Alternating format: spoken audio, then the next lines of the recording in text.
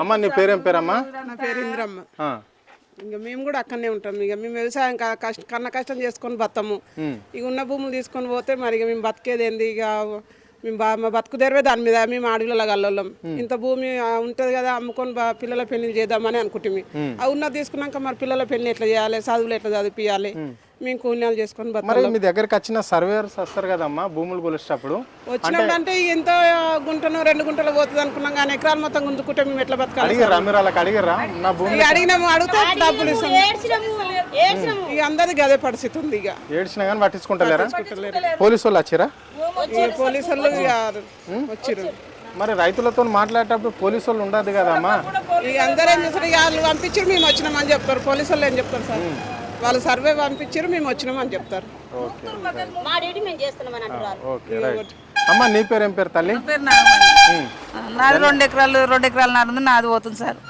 మేము ఎట్లా బతకాలి చెప్పు? 8 రోజులు ఎడికి ఇవ్వాలి శనివారం నాడు నుంచి సప్పుడు దాకా వండుకుని నవ్వుతారు ఎక్కిరిస్తారు. ఏదైనా కావాలంటే మేమిద్దరు నా కొడుకు నేనున్నాం, సావాలంటే కూడా వస్తాం. మీకు అంతే, అంతకంటే మీకు ఏం లేదు మా దగ్గర. సస్తే పరిష్కారం మరి సస్తే అంటే ఉన్న భూమి పోయినాక మేము ఎట్లా బతకాలి చెప్పు? అప్పులలో వీక్తురు మమ్మల్ని, మేము ఎట్లా చేయాలి? ఆ భూమి మీద నేను తప్పు తెచ్చుకున్నా, మరి ఇక పోయినాక మేము ఏం చేయాలి చెప్పు? రుణమాఫీ అయిందా? ఏం కాలేదు. రుణమాఫీ కూడా కాలేదు.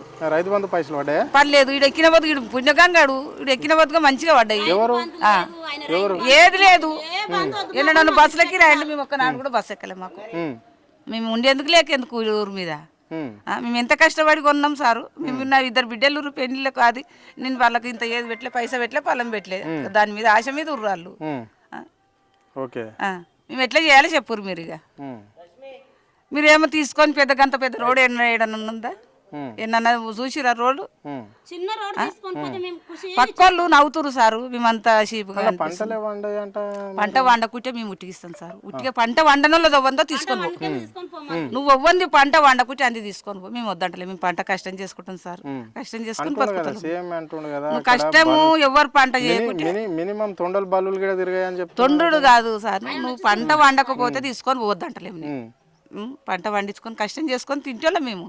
మాకు కొలువులు లేవు, గవర్నమెంట్ కొలువులు లేవు, ఏవి లేవు కదా, దాని మీద బతుకుతున్నాం మేము. నువ్వు ఇచ్చి నువ్వు గుంజుకున్నావు అంటే నువ్వేమన్నట్టు? పోలీసు వాళ్ళు వస్తే పోలీసు వాళ్ళు పక్కకు నొక్కుతురు. మేము ఎందుకు ఉండేందుకు? మీ భూమిలో పోలీసు వాళ్ళు ఎందుకు రావాల్సి అని ఇష్టం తోలిచ్చిండు. ఆయన తోలిచ్చిండు. ఆయన పట్ట భూమి అది ఎంత కష్టపడి ఉన్నాం. ఆయన కొంటుంటే వద్దమ్మా మీరు ఎందుకు కొంటారు మా భూములు అనకపోయా ఎందుకో? పక్క వాళ్ళకేమో నువ్వు అది ఇస్తావు, మాకేమో మేము ఏంటదా అంత ఉంది సార్. మరి మీ ఇష్టం ఉంటే ఇప్పుడు ప్రభుత్వం తీసుకోవడానికి సిద్ధమైంది. మా భూమికి మాకు కావాలి సార్, అంతే. మాకు ఏమొద్దు, మాకు డబ్బులతోటి మేము కరుకొని నాకుతామా? ఇక డబ్బులు అంటే అప్పులలో వీళ్ళు విక్తారు, వాళ్ళు విక్తారు, అన్ని పోతాయి. సరే, ఇక్కడ నీది ఎకరం 2 ఎకరాల భూమి పోతుంది తల్లి, 2.5 ఎకరాల పోతుంది అంటే ఇంకో దగ్గర ఎక్కడన్నా నీ ఊర్లో కాకుండా వేరే ఊర్లో కొనిస్తే నువ్వు పోతావా? అంటే ఇల్లు కూడా తీసుకుపోతున్నా సార్.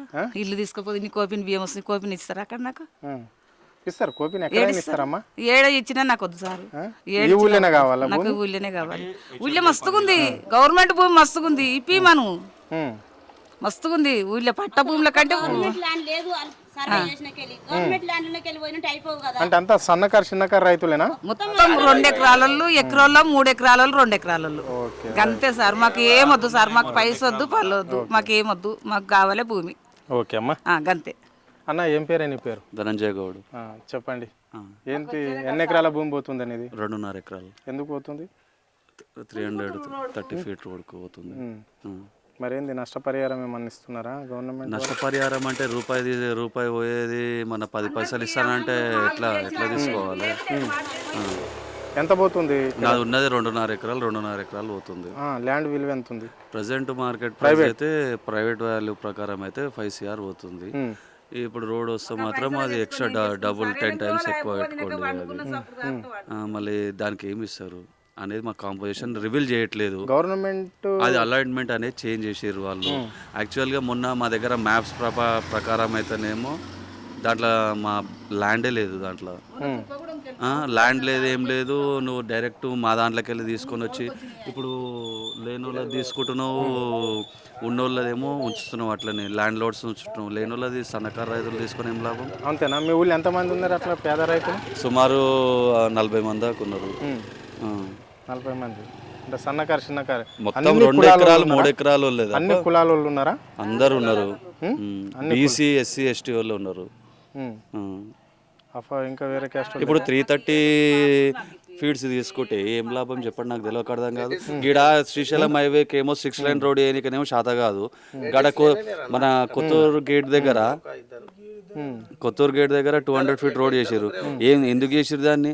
ఆ ఒడ్లు ఆరబెట్టుకోనికి, మన మక్కలు ఎండ పెట్టుకోనికి ఆ రోడ్ చేసింది.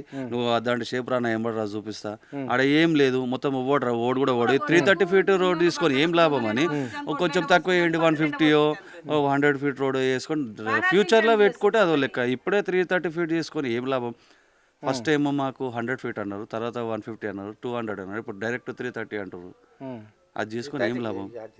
ఈడే 300 ఏళ్ళ చరిత్ర గల హనుమంతుని కూడా అది తీసుకొని ఎవడన్నా దాని మీదకి వెళ్ళి తీస్తాడు? ఎవడన్నా పోషమ్మ గుడి తీస్తా అంటారు, హనుమంతుని గుడి తీస్తా అంటారు. అంటే ఇది ప్రజల ప్రభుత్వము, ప్రజలకు ఎలాంటి ఇబ్బందులు అరే నీ కాంగ్రెస్ పార్టీ ఉన్నాయి, మళ్ళీ నేను ఓన్ చెప్పుకోవాలి ప్రజల ప్రభుత్వం అంటున్నావు కదా. అంతే కదా, మేము ఎన్నుకున్నాము, బలి చేసినాము వాళ్ళకు, మాకేమి ఇస్తారు కదా ఒకటి అదే మంచి చేస్తాడు అది అని మేము ఏదో చేసినాం, ఆశతోటి చేసినాం. మాకు అది లేదు, ఉన్న జాగానే తీసుకొని పోతారు కదా.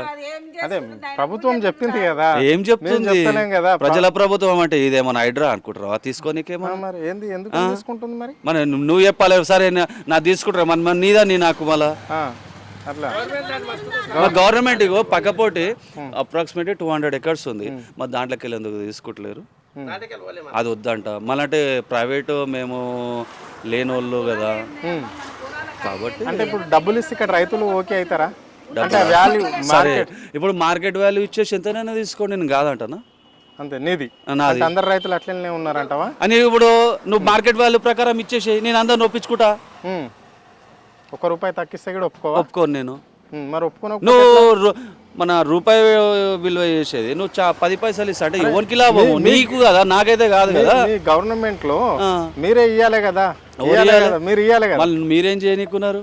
అంతేనా? మరి పేరుకి వచ్చి ముఖం ముంగట విలేకరులకు వచ్చినావు కదా, ఇవన్నీ చేస్తున్నావు కదా, మళ్ళీ మా పరిస్థితి ఏంది? అంటే గవర్నమెంట్, కాంగ్రెస్ గవర్నమెంట్, మీరే కార్యకర్తలు ఇట్లా మాట్లాడితే పేదోళ్ళు ఎట్లా మాట్లాడాలి? మరి మీ పేదోళ్ళ మేము ఉన్నోళ్ళమా ఏమన్నా? అంటే వేరే లేనోళ్ళమే కదా. సన్నకారు రైతులు అన్నప్పుడు ఉన్నోడా లేనోడా అర్థం చేసుకోవాలి మీరు కూడా. మరి లేదంటావు ఎందుకు ఇవ్వాలి? మాకేందో నష్టపరిహారం చెప్పండి, ఏం చెప్పండి, ఎట్లా ఇవ్వమంటావు? ఏ లెక్క ప్రకారం ఏమంటావు నువ్వు చెప్పు, మాట్లాడదాం. లగచర్ల ఇట్లనే జరిగింది కదా. ఏది లగచర్ల కలెక్టర్ మీద దాడి చేశారు కాబట్టి పోయారు. అదే మా దగ్గర కూడా నిన్న మేము అట్లనే చేయగలుగుతామని మా మీద అట్లా చేస్తారని మొన్ననే బెటాలియన్ ఫోర్సెస్ పెట్టారు. ఇక మేము ఏం చేసినాం, సరే సర్వే ఒకటే జరగని ముంగట ఉంది కదా అసలు ఏంది కథ, ఏం చేస్తారు, ఏమి ఇస్తారు అనేది సిఏ గారు కూడా కానీ, ఏసీపీ గారు కూడా కానీ, ఆర్డీఓ కానీ, ఎంఆర్ఓ కానీ ఫస్ట్ అయితే సర్వే అయితే కానీ తర్వాత చూద్దాం, ఇంకా అబ్జెక్షన్ చేయడానికి 60 days 90 days టైం ఉన్నది కదా. అంటే ఈ ఊరికి సంబంధించి ఎన్ని ఎకరాలు పోతుంది మొత్తమేనా? మొత్తం 93 acres. ఏ ఊరికి సంబంధించి టోటల్ రెవెన్యూ రాష్ట్ర రెవెన్యూ పరిధిలో అయితేనేమో 93 acres, మన హోల్ అయితేనేమో 560 acres పోతుంది. మన ఓఆర్ఆర్ ఎగ్జిట్ నుంచి RRR వరకు టోటల్గా ఎన్ని గ్రామాలు టచ్ అవుతున్నాయి? ఒక 10 areas, 10 villages.